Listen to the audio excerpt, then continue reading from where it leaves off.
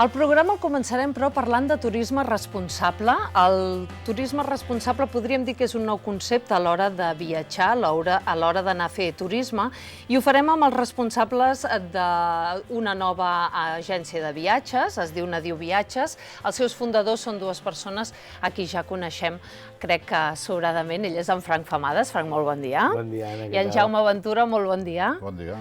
Hem de fer una miqueta les coses amb ordre i jo he començat dient que primer parlaríem del turisme responsable, però no podem escapar començant per què és el turisme responsable. Bueno, com en totes les coses de la vida, l'economia responsable o el comerç responsable és una cosa que està molt... La gent em diu que està molt de moda i jo crec que no, que és cap on tendim, perquè si no ens ho carregarem tot, diguem, no només en el món del turisme, sinó en el món del consum, no? El consum hem de ser molt més responsables amb el que consumim i doncs hi ha aquest moviment que sobretot a països on jo crec que socialment estan molt més desenvolupats, o una mica més desenvolupats que Catalunya, com poden ser Alemanya, Estats Units, Holanda, està funcionant molt, que és el mateix, o sigui, és turisme, no oblidem, nosaltres no ens amaguem d'aquesta paraula turista, hi va haver una època que tothom parlava de no, és que jo no soc turista, jo soc viatger. Viatgers. Bueno, sí, és veritat, per mi gairebé són sinònims, diguem, no? Però el turisme és una manera de conèixer una cosa nova durant un temps concret. I llavors, fer-ho de manera responsable, què vol dir? El moviment turisme responsable és aquell que ajuda sempre en el moviment turístic a créixer econòmicament al país visitat.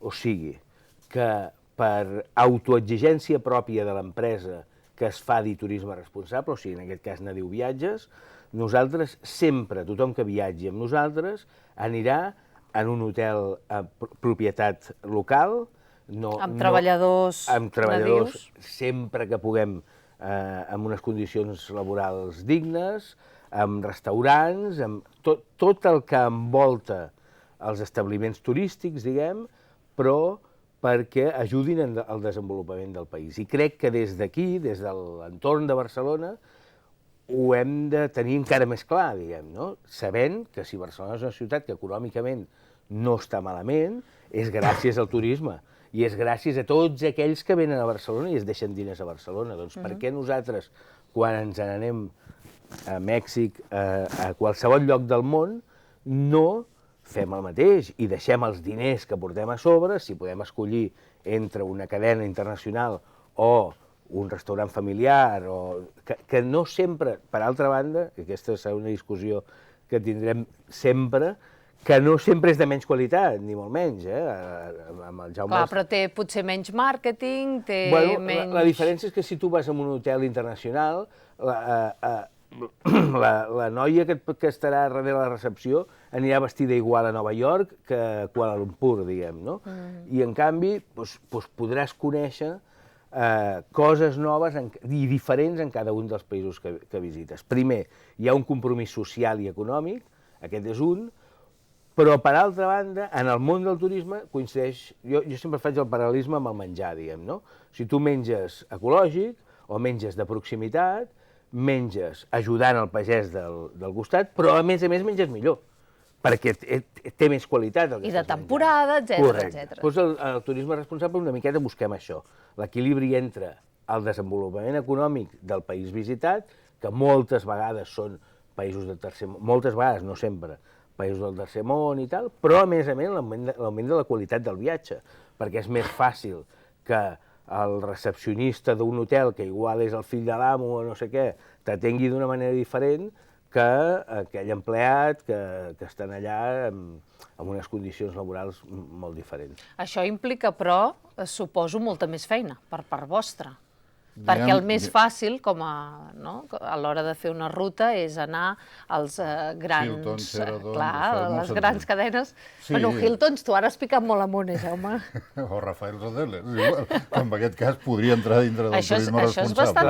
Clar, o sigui, hem de tenir clar que no és el mateix anar al Hilton Barcelona que al Rafael Hoteles. Vull dir, mentre estem en el Rafael Hoteles parlem d'una cadena espanyola, en aquest cas, i si parlem de Hilton és una cadena internacional a la que ja començaríem amb que el director ja és internacional. Però heu d'anar fins i tot a gratar, a investigar si realment aquell treballador està, com deia en Frank, amb unes condicions laborals acceptables, però si més no, és de la zona, o us faciliten una mica la feina? És un compromís que tenim, vull dir, això és una mica la feina. En Frank, evidentment, ho ha explicat molt bé, però la part tècnica, que fora la part nostra, la de Giramont, és buscar això. Evidentment, hi haurà països que fins i tot potser no els podrem fer com a turisme responsable perquè les condicions locals són molt baixes i només hi ha cadenes internacionals, però també hauria que la gent entengui que és un turisme en el que pot anar tothom.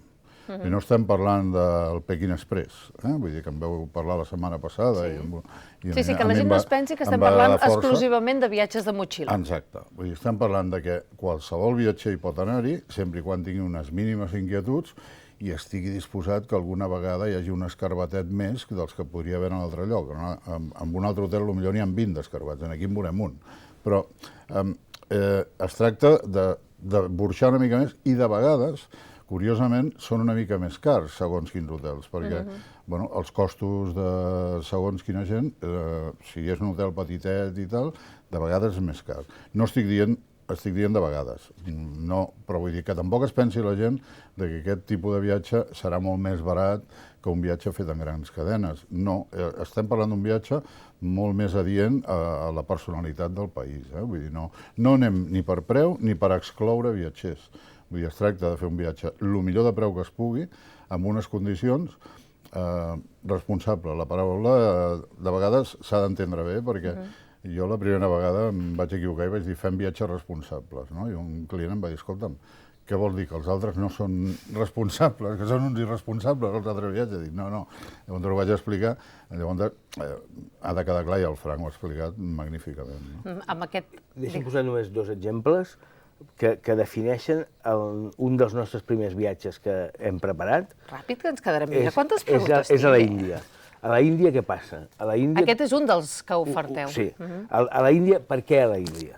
A l'Índia, i ho explicaré perquè aquí tu l'has entrevistat 1000 vegades i tenim un badaloní que viu a l'Índia, que és el Lluís Comte. El Lluís Comte està dirigint la fundació, la Laia Foundation, i què passa? Tenim un avantatge. Escolta'm, Lluís, l'Skype i tot això serveix per... Hem parlat amb en Lluís 73 vegades, fins i tot quan va venir aquí ens vam veure amb ell. Escolta'm, és que ens diuen que a Malayapuram no hi ha cap hotel en condicions que no sigui. Què et sembla? Busques per internet, o sigui, hi ha una feina, i en Lluís diu, escolta, hi ha una família Tamil, que la zona aquella és Tamil Nadu, que tenen 7 o 8 hotels, una cadena d'hotels que estan perfecte, que tenen piscina, que tenen tal, magnífic. I tenen un hotel al costat d'on estem nosaltres. I t'aprofites d'aquesta informació que et ve de primeríssima mà i a més d'una persona de la dona. I llavors dius, escolta'm, Lluís, aquí ens proposen anar a fer una visita a uns elefants, tal, no sé què. Ostres, doncs mira tu, llavors per internet, el YouTube, el que sigui, ens mirem... Ostres, jo aquí veig que estan encadenats aquests animals, hòstia, potser... Bueno, doncs el descartem, diguem, no? Perquè la responsabilitat està en totes les coses, diguem, no? I amb el zel que poseu a l'hora de buscar la informació per fer els viatges una miqueta a mida, això també garanteix que la persona que acut a Nadiu Viatges pot dir no, jo és que vull viatjar però amb la canalla, o vull fer un viatge de relax, o vull fer un viatge intensíssim de fer trekking i d'acabar rebentat. Això ho podeu fer una miqueta a mida? Sí, evidentment. El que passa que hi haurà llocs que tindrem impediments. Vull dir, perquè, per exemple, el viatge de relax amb nens, la majoria de platges del món estan plenes de cadenes internacionals. Llavors, la dicotomia de dir, bueno, me'n vaig a, jo què sé, a Riviera Maya, en el Paradisos, o me'n vaig a Riviera Maya amb un resort local que n'hi ha, però que no tindrà les mateixes condicions. Vull dir, Però no cal acabar amb la polsareta, eh? No, però estem investigant perquè el Jaume coneix uns bungalous d'uns tios d'allà, mexicans, que estan en una illa just davant de Riviera Maya, val? Llavors tu pots anar a Riviera Maya, i escolta'm, i que cadascú faci el que vulgui amb la seva vida, només faltaria.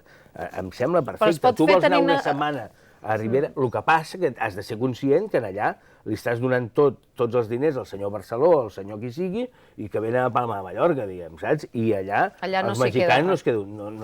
Sí, es queda el sou dels treballadors, diguem, no? Ara, a una illa que hi ha just al davant, el Jaume em deia l'altre dia, que serà una de les feines que tenim d'investigar, hi ha uns bungalous fets per uns mexicans i tal, i estàs a la platja, i tu te'n vols anar una setmana a la platja, només a la platja, amb el teu llibre, i passar-t'ho...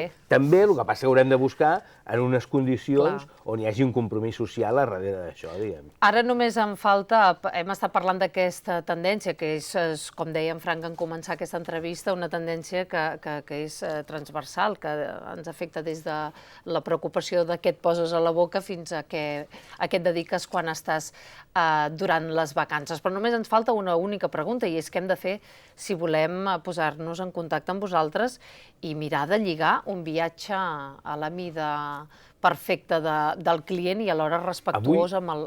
Avui nosaltres tenim una pàgina web i, evidentment, com a suport tècnic i perquè el Jaume és un dels fundadors d'aquesta empresa, a través de si van a Giramont, evidentment, seran atesos perfectament per qualsevol de... Però quin és el suport, Frank? Avui tenim una pàgina web que es diu nadiuviatges.com, un perfil de Facebook, perfil de Twitter, el correu electrònic nadiu@nadiuviatges.com, hi ha mil maneres de fer-ho. Avui nosaltres tenim 2 viatges concrets de grup per aquest estiu, però nosaltres, el nostre somni és arribar a que la gent coneixi la nostra filosofia i digui on vas l'any que ve?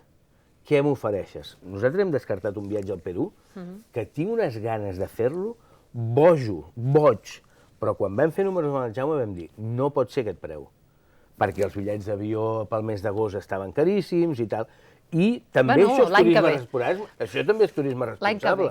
L'any que ve. De moment oferten a Nadiu Viatges, oferten la Índia i Colòmbia, més endavant seria de desitjar que n'hi hagués... Hagi vist aquesta entrevista i dic, ostres, m'agrada molt. Però prepara'm en un... Vull anar a Cuba.